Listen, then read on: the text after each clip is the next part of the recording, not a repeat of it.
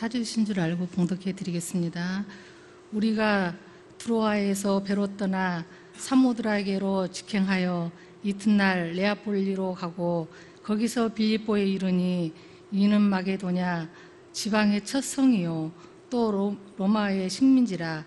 이 성에서 수일을 유하다가 안식일에 우리가 기도할 곳이 있을까 하여 문밖 강가에 나가 거기에 앉아서 모인 여자들에게 말하는데 두아디라 시에 있는 자색옥감 장사로서 하나님을 섬기는 루디아라 하는 한 여자가 말을 듣고 있을 때 주께서 그 마음을 열어 바울의 말을 따르게 하신지라.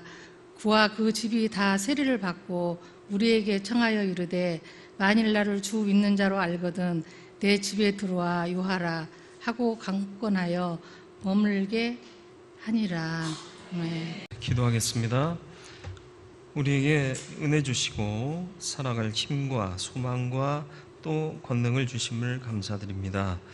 루디아 헌신 예배를 통하여서 우리 모두가 헌신을 다짐하며 또 헌신을 다짐하는 루디아회를 특별히 격려하며 믿음의 일을 걷는 자 되게 하여 주옵소서. 말씀 속에 우리를 만나 주시고 또 만나 말씀하시는 주의 음성을 듣고 그 뜻대로 살아갈 수 있는 그리스도인으로 서게 하여 주옵소서. 예수님의 이름으로 기도드리옵나이다. 아멘. 바울의 선교가 소아시아 지역에서 많은 교회를 세우고 효율적인 일들로 나타났습니다. 결과들이 나타났죠. 그럴 수 있었던 것은 이제 선교와 전도의 접촉점이 항상 있었습니다. 바울이 유대인이었고 로마 시민권을 갖고 있었던 사람이며 헬라어에도 능통하고 유대말에도 능통하고 그랬기 때문에 소아시아 지역의 분포에 살고 있던 유대인들이 지어놓은 회당을 중심으로 전도를 시작을 했던 거죠.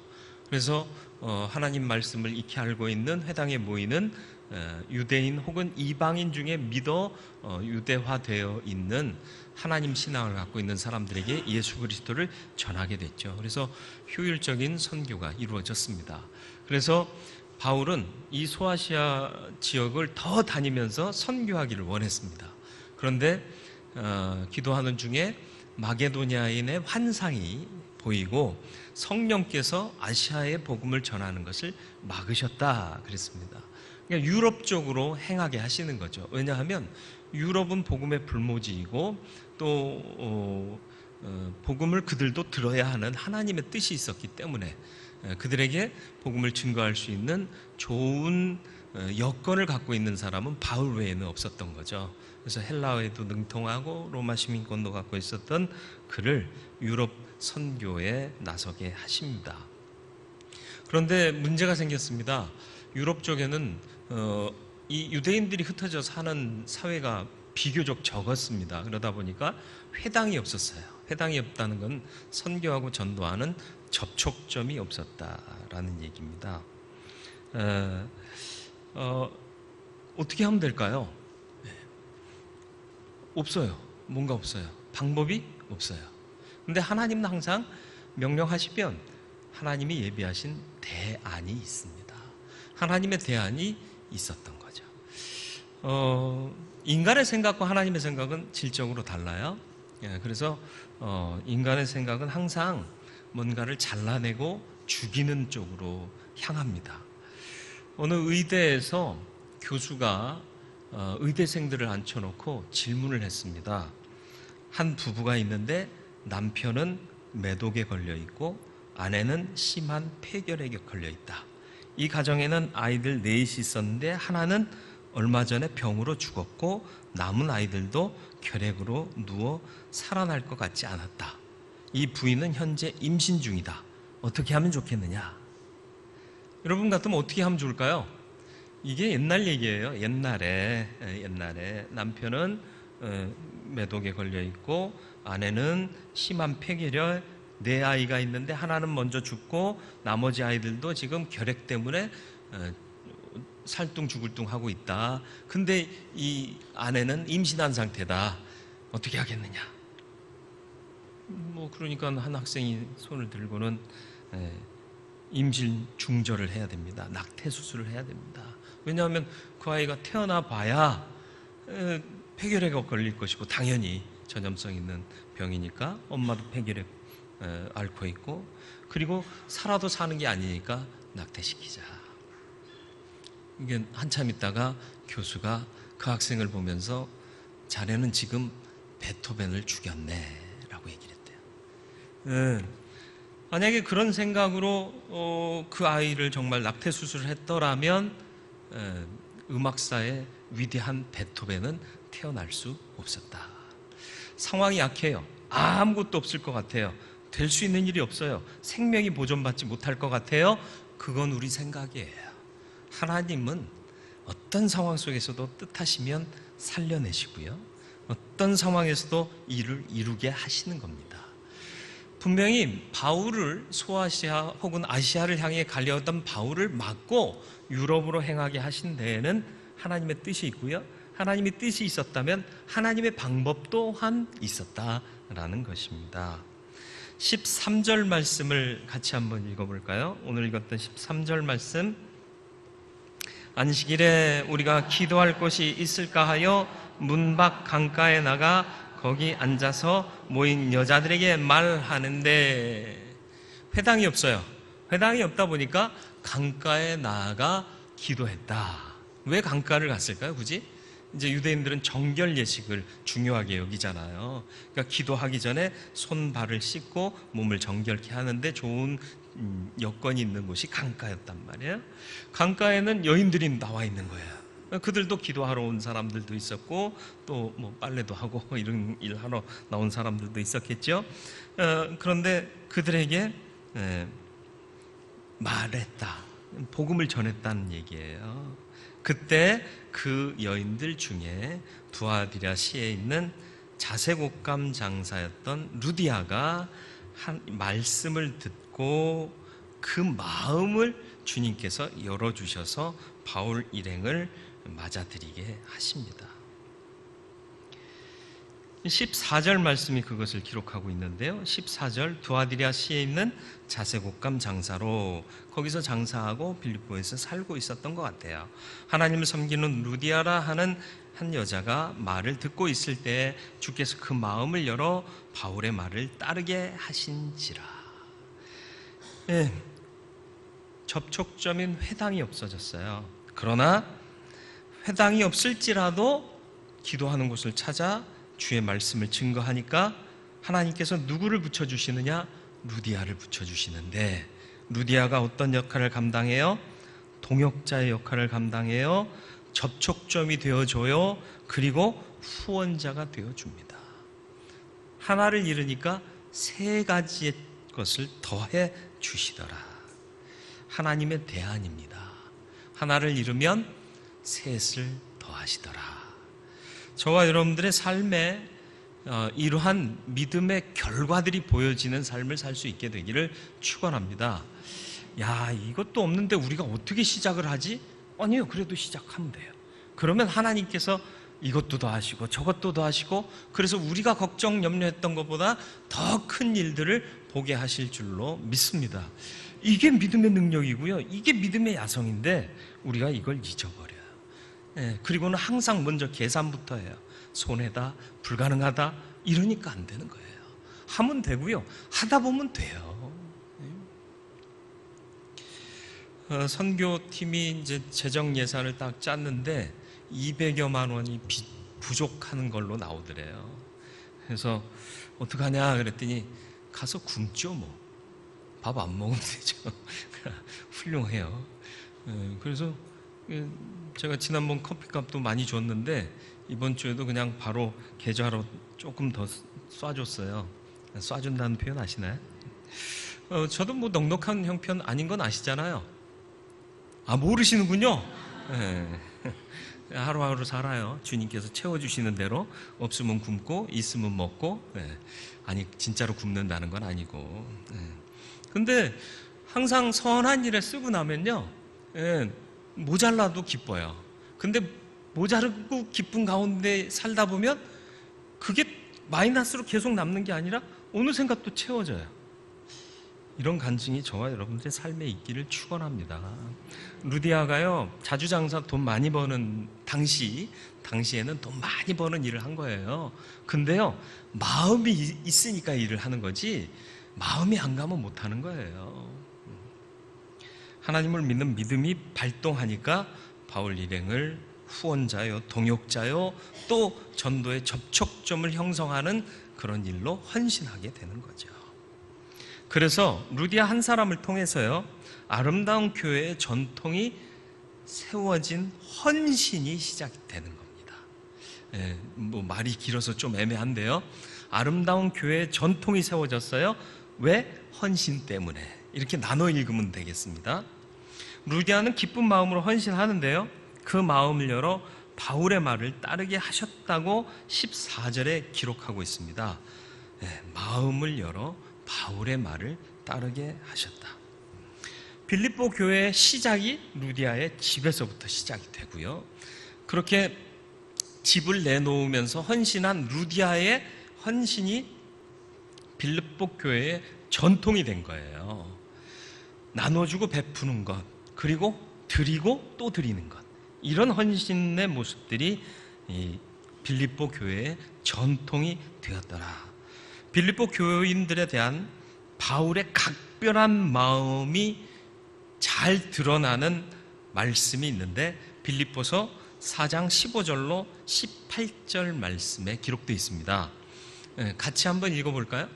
빌립보 사람들아, 너희도 알거니와 복음의 시초에 내가 마게도냐를 떠날 때 주고받는 내 일에 참여한 교회가 너희 외에 아무도 없었느니라.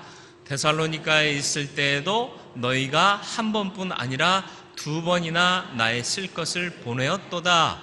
내가 선물을 구함이 아니요 오직 너희에게 유익하도록 풍성한 열매를 구함이라.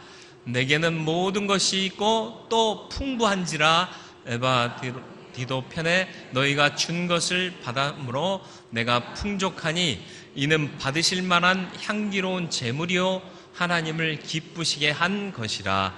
아멘. 주의해서 볼 곳이 어디예요?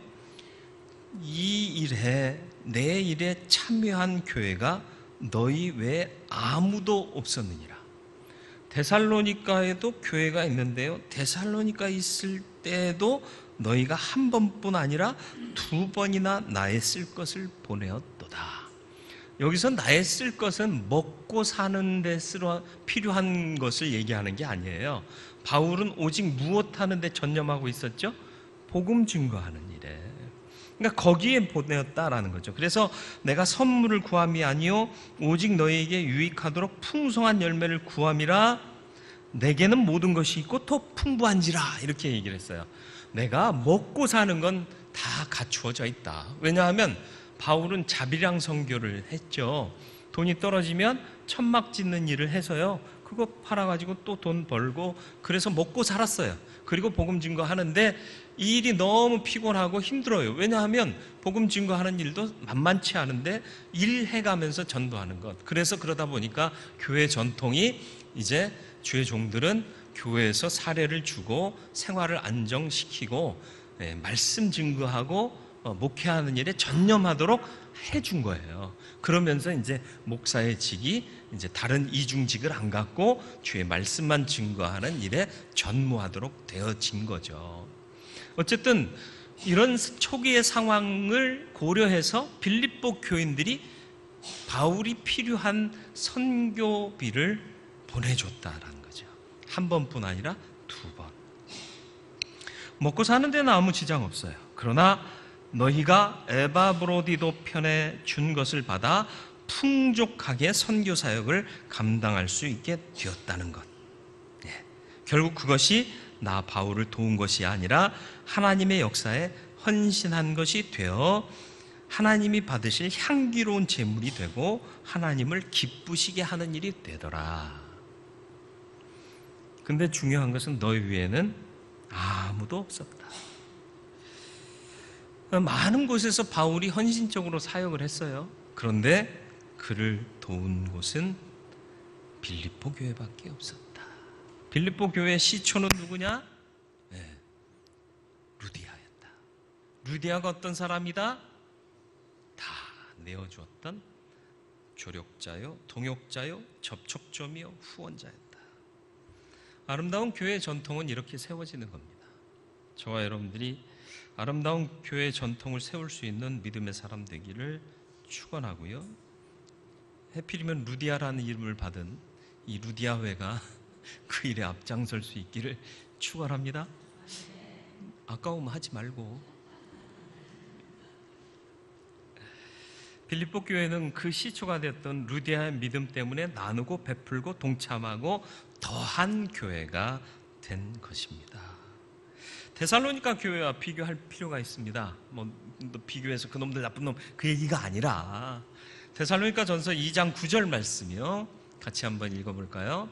형제들아, 우리의 수고와 애쓴 것을 너희가 기억하리니 너희 아무에게도 폐를 끼치지 아니하려고 밤낮으로 일하면서 너희에게 하나님의 복음을 전하였노라. 아멘.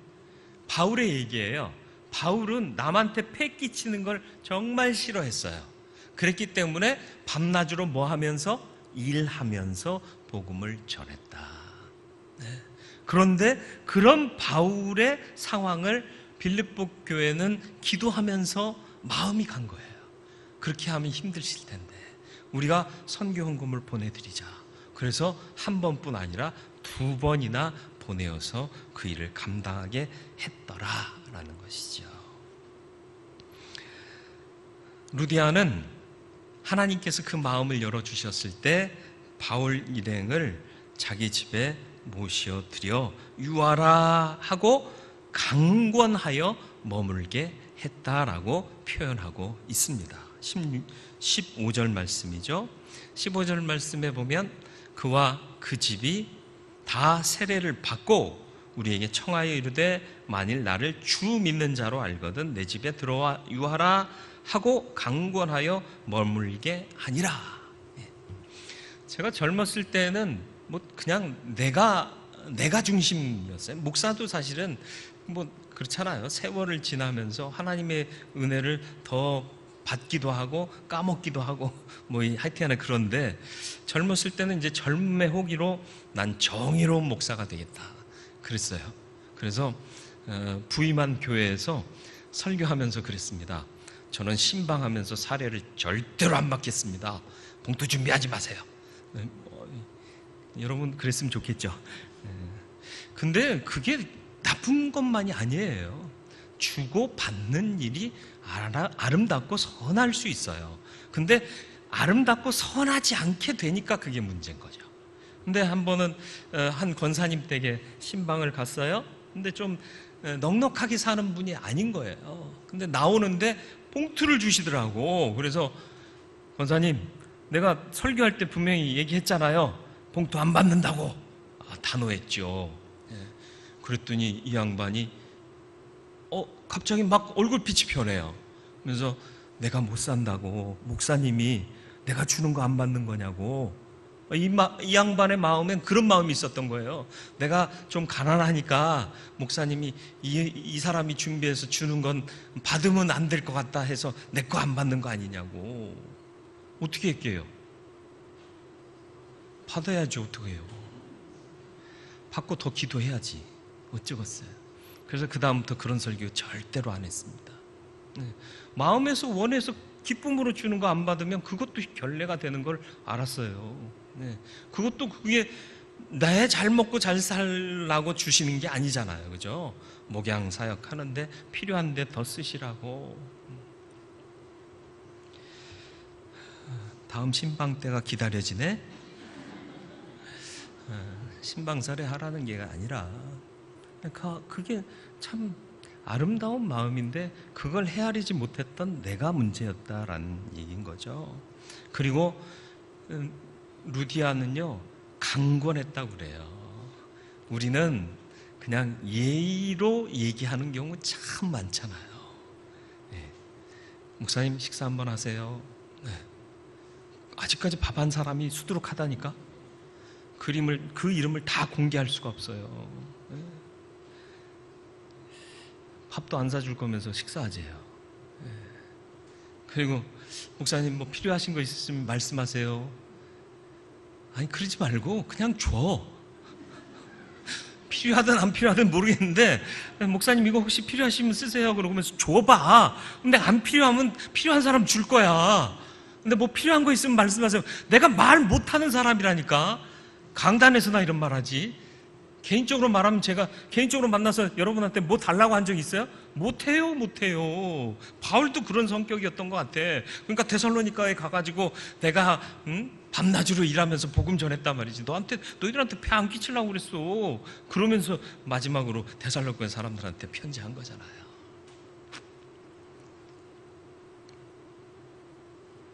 강권하세요. 강권할 수 있다는 것은 마음이 있다는 거죠. 마음이 있는 거예요.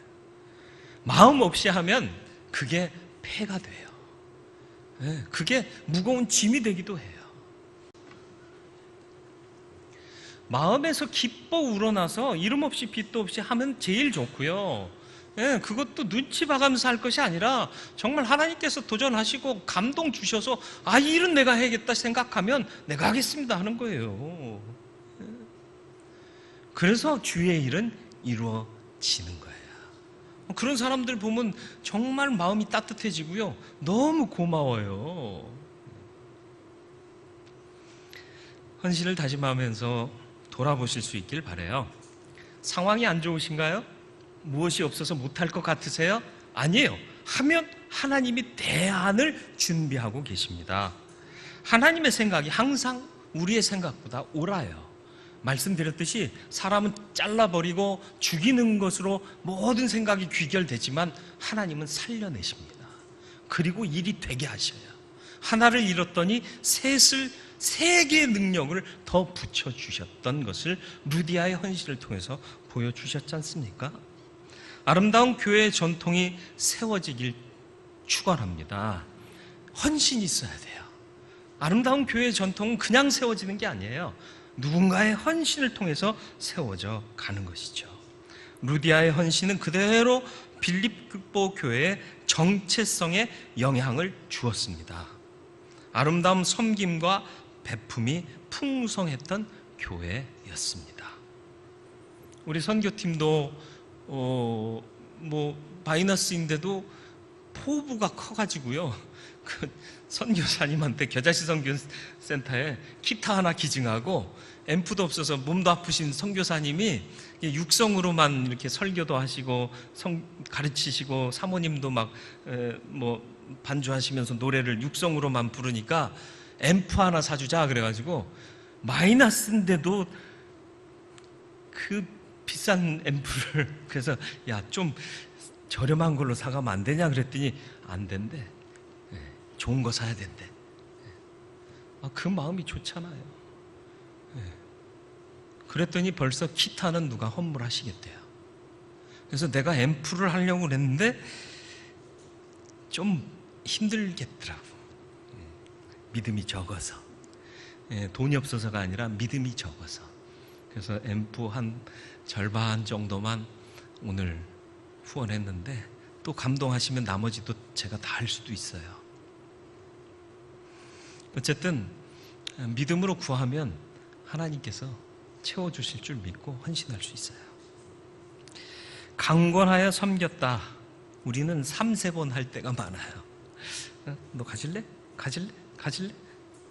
싫어? 그러면 집어넣어요. 근데 강권은 3-4번이 아니에요. 할 때까지, 받을 때까지. 무엇인가를 청하면서도 강권하지 않을 때도 있어요. 부담될 때가 있기 때문에 그래요. 근데 부담 가졌다면 그건 믿음이 아닌 거예요. 섬기는 일엔 반드시 상이 있습니다. 남의 교회 얘기를 해서 미안하지만 어떤 교회 얘기 제가 가끔 하잖아요. 거기는 다른 교회 목회자님들을 섬기는 일에 헌신하라고 교인들을 독려한대요. 그래서 정말 헌신해서 목회자들 모일 때마다 풍성하게 나눠줘요. 그 교회에서. 근데 그렇게 섬겼던 사람들이 다 잘 됐대요. 다 간증이 생기더래요. 하나님은 공짜가 없다. 그러면서 말씀하시는 걸 듣고 저도 한번 해볼라 하는데 될지 안 될지는 모르겠네. 마태복음 10장 40절로 42절 말씀을 결론을 대신해서 결론은 다 얘기했구나. 결론에 더하여서 말씀을 좀 묵상했으면 좋겠습니다. 같이 읽습니다. 너희를 영접하는 자는 나를 영접하는 것이요 나를 영접하는 자는 나를 보내신 이를 영접하는 것이니라.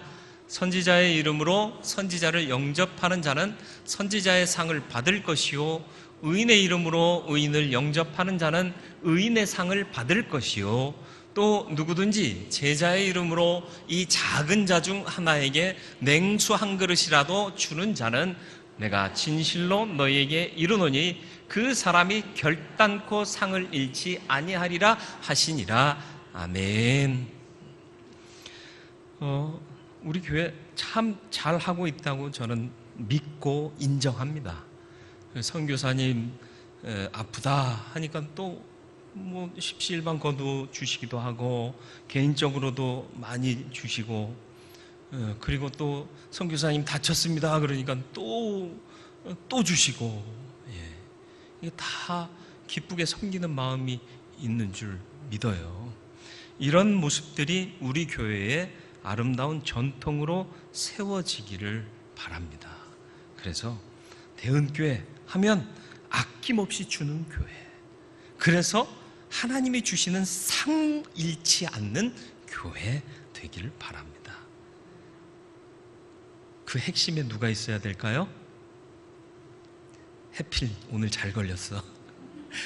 그 핵심에 루디아가 있어야 돼. 루디아회가 특별히 헌신하시기를 축원합니다. 이래도 되나 모르겠네. 루디아의 헌신을 통해서 빌립보 교회가 아름다운 전통을 가진 교회가 되고 주의 선교의 사역에 기쁨으로 참여한 교회가 되었던 것을 보면서 이와 같이 헌신하는 루디아회가 되길 바라고, 이렇게 헌신하는 그 헌신에 모두가 기쁨으로 참여하는 우리 교회 되어서 우리 대원교회가 이 시대의 빌립보 교회와 같은 교회 되기를 주님의 이름으로 축원을 드립니다.